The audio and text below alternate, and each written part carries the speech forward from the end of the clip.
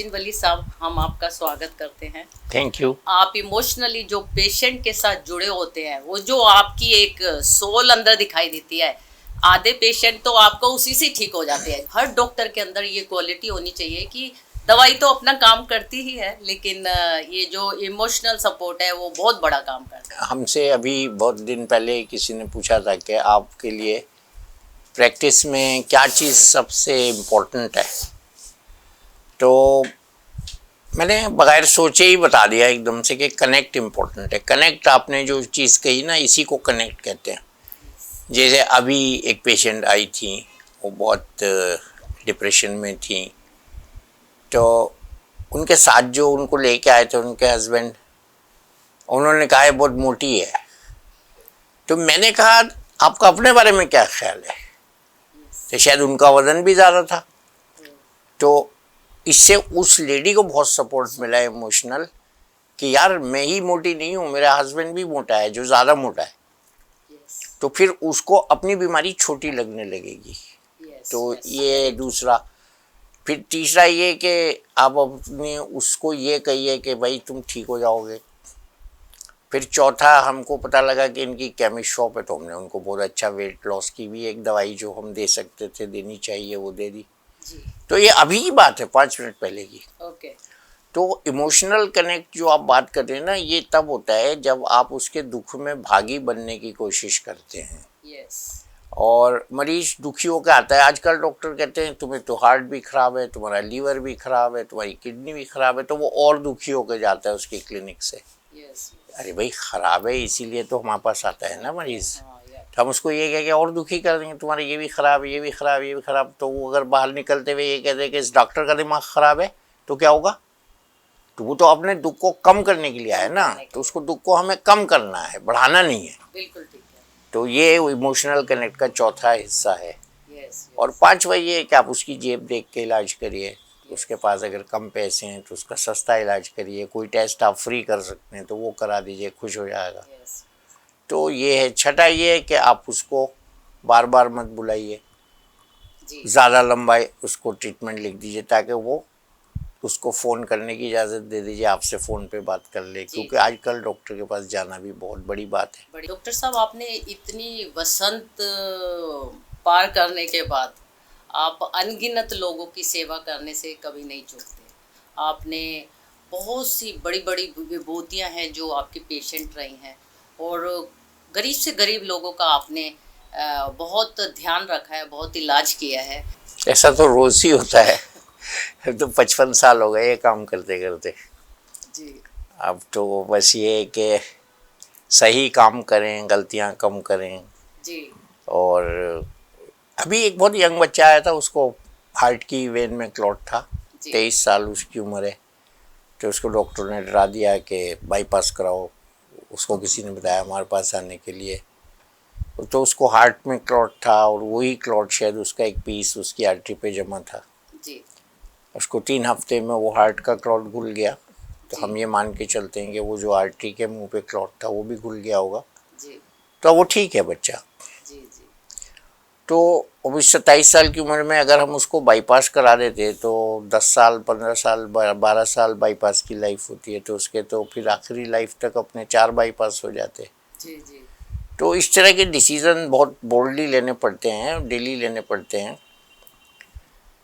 और दूसरी बात जो मैं आजकल डॉक्टर से कह रहा हूँ वो ये कि मरीज़ की बात सुनिए, आप हिस्ट्री लीजिए, उसको अपने कहने के लिए मौका दीजिए। वो कुछ कहना चाहता है मरीज़ आपसे, तो इससे पहले कि वो कुछ कहे हम उसके टेस्ट लिखने लगते हैं, तो वो शायद ज़्यादा खुश नहीं होता, बल्कि कभी कभी वो अगली बार नहीं आता है हमारे पास। तो अभी मुझसे भी परसों ऐसे ही हुआ, एक लेडी अपने बेटे को दिखाने आई थी और उसका पर्चा मेरे असिस्टेंट के पास रखा था।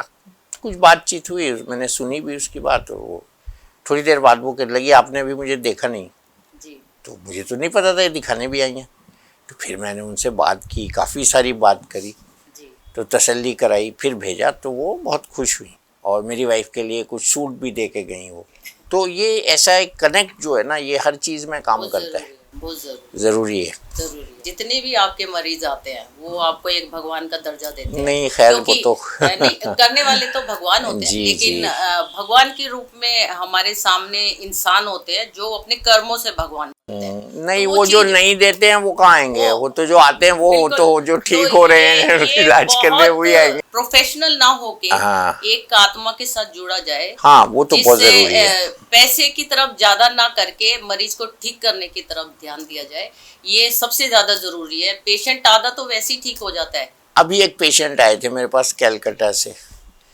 अब उनको एस्थमा के लिए एक अलग डॉक्टर देख रहा था, डायबिटीज़ के लिए अलग डॉक्टर देख रहा था, हार्ट के लिए एक अलग डॉक्टर देख रहा था, और प्रोस्टेट के लिए एक अलग डॉक्टर देख रहा था।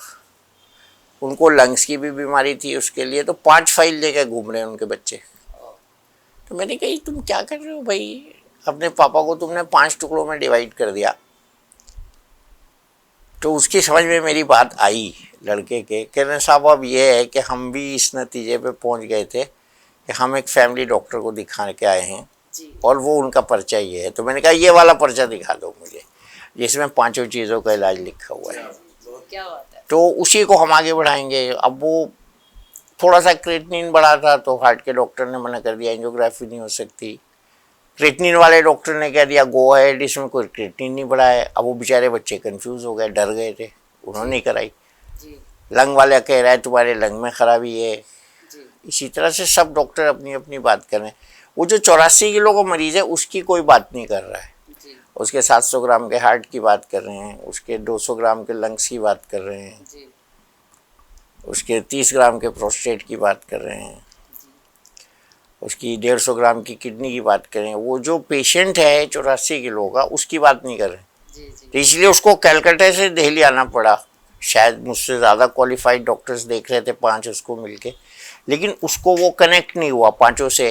ये है कहानी। ये मेरी टेबल पर हर वक्त रखी रहती है अर्जुन की छाल, और ये मुझे याद दिलाती रहती है कि ये इसमें एक ऐसी खूबी है जो हार्ट के अंदर नई ब्लड वेसल्स को जन्म देती है। इसको हम मेडिकल भाषा में, कार्डियोलॉजी की भाषा में एंजियोजेनेसिस कहते हैं।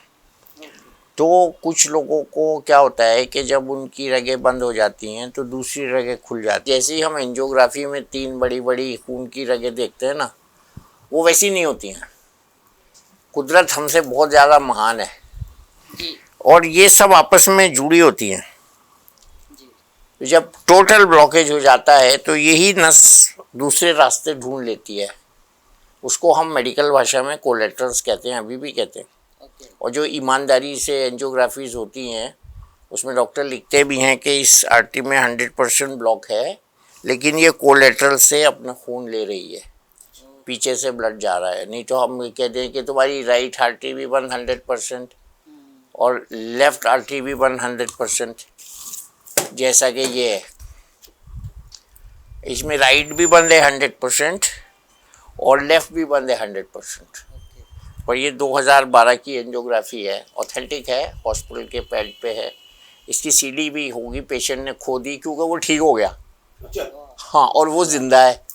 तो जो बहुत ज़्यादा सीरियस पेशेंट मेरे पास आते हैं मैं उनसे इस पेशेंट की बात करा देता हूँ कि जी मेरी राइट भी 100% बंद है, लेफ्ट भी 100% बंद है और मैं ज़िंदा हूँ, ताकि लोगों में कॉन्फिडेंस पैदा हो जाए।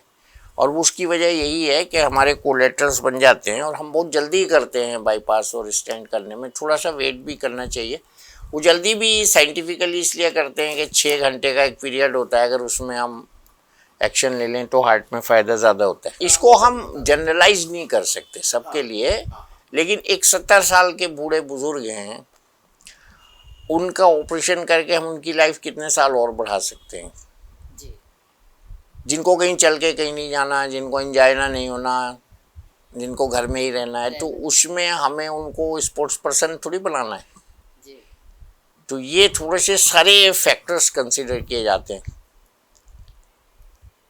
हमारे यहाँ ये भी है कहीं कहीं कि स्टेंट लगाया जाए या बाईपास किया जाए, तो वो डॉक्टरों का आपसी विषय बन जाता है। स्टेंट वाला छोड़ेगा तभी तो वो सर्जन के पास जाएगा।